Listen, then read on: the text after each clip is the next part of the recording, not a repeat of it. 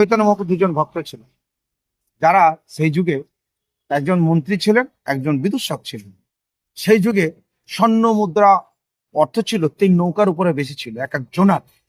শ্রীমান চৈতন্য মহাপ্রভু আমলে যখন তারা হরিনাম সংকীর্তন করতে আসতেন, 7 দিন পর পর, 2 দিন পর পর, 3 দিন পর পর চব্য লেজ্জপ্রিয় ভোজন করাতেন। তাদেরকে শ্রীমান চৈতন্য মহাপ্রভু পার্ষদকে, যারা কীর্তন করে নগরে নগরে কীর্তন করে আসতেন, তারা চব্য লেজ্জপ্রিয় খেত, খেয়ে দিয়ে বিশ্রামে যেত। দিনের পর দিন খায়। মহাপ্রভু একজন দেখলেন এরা সঠিক টাইমে ঘুম থেকে উঠছে না, হরিনাম করতে যাচ্ছে না, এরা ওদের মধ্যে অলসতা প্রবেশ করেছে, মায়া প্রবেশ করেছে, তারা গ্রাম্য কথা আলোচনা করছে, ঝগড়া করছে। মহাপ্রভু দেখলেন আমার সঙ্গে থেকে এদের মনোবৃত্তিটা কেন জন্মালো, কেন? বিষয়ের অন্ন খেয়ে। কোন বিষয়ের অন্ন? রূপ সনাতনের যে অর্জিত অর্থ ছিল, অর্জিত অর্থগুলো, সে স্বর্ণ মুদ্রাগুলো বিষয়ের অন্ন। রাজা দেশ শাসন করতো, লোকের কাছে চাবুক মেরে কর আমদানি করতো, সেই করের টাকা ওদের বেতন দিত, এত বেতন দিত যা ওদের প্রাপ্যর থেকে অনেক বেশি বেতন পেত। বোঝা গেল? সেই পাপের টাকা খেয়ে দেয় কৃষ্ণ ভক্তদের এই পরিণতি চৈতন্য প্রভুর সামনে। লাস্টে মহাপ্রভু রূপা সনাতনকে ভিখিরির বাচ্চা বানিয়ে ছেড়েছিল। সমস্ত অর্থ ব্রাহ্মণদের, গরিবদের দান করে, এক বস্ত্র করে সর্বমুন্ডন করে আমার সামনে এসে ওদেরকে ভিখিরির বাচ্চা বানিয়ে ছেড়েছিল।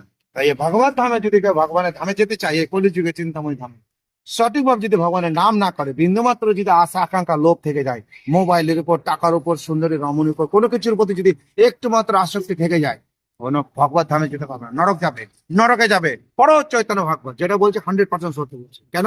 আমি অনেকবার পড়ে ফেলেছি। কথাটা বুঝলে? তুমি যদি আমাকে প্রশ্ন করো তাহলে আপনি কি করবেন? হ্যাঁ, আমি নরকের লোক, আমি ব্রহ্মার যমরাজের আবিষ্কার, শুনতে পাচ্ছ? আমি সঙ্গীত গাই, আমার দেহটার মধ্যে ব্রহ্মা সৃষ্টি করেছে দেহ, আত্মাটা প্রবেশ করেছে। আর কেউ মরে গেলে ওই দেহটাকে নিয়ে শ্মশানে পুড়িয়ে দিই, ওটা যমরাজ এসে আত্মাটা বার করে নেয়, দেহটা পড়ে থাকে, সেই দেহটাকে নিয়ে আমি জ্বালাই। আমি যমরাজ আর ব্রহ্মার মানুষ পুত্র। আমি যতদিন পৃথিবীতে বেঁচে থাকবো, আমার থর থরাতে না, আমার তাপ দাবানিতে সব ভয় পাবে। যেদিন আমার টাইম শেষ হয়ে যাবে, সেদিন আমি বুড়ো কুকুরের মতো হয়ে যাবো, আমাকে দেখে কেউ ভয় পাবে না। সেদিন আমার শেষ দিন এসে যাবে, আমিও চলে যাবো। কিন্তু আমি যতদিন যুবক থাকবো না, আমার দাব দাবানে থর থর করে কাঁদবে, আমার আওয়াজ শুনে কাঁদবে। কেন? ভগবান ব্রহ্মার আশীর্বাদ। আমি পাপ করলে আমার পতন হবে রাবণের মতো, আমি তো করবো না পাপ, আমার ভয় আছে। পাপ করলে আমি নরকগামী হয়ে যাবো, পাপ করলে আমি রাবণের মতো পতন হয়ে যাবো, আমার ভয়টা জানা আছে। কেন? ওটা সংলাপ করে নিয়েছি আমি। বুঝতে পেরেছি? তাই চৈতন্য মহাপ্রভুর ভক্ত হতে গেলে বিষয়ের প্রতি কোনো আসক্তি থাকলে হবে না। আসক্তি ওই 40 লাখ টাকার ফ্ল্যাটে থেকে ভালো খেয়ে, ভালো করে, ভালো ধুতে করে, হরে কৃষ্ণ আমি বড় ভক্ত, প্রভু হেট আমার, এটা আবার ব্যক্তিগত অভিজ্ঞতা থেকে বলছি, তো যেতে পারবে না ভালো।